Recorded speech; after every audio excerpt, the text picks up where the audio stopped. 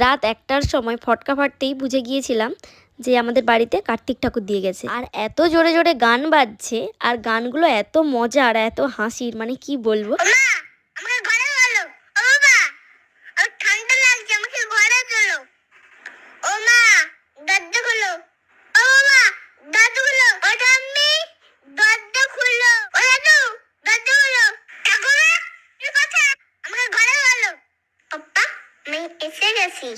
দরজা খুললো।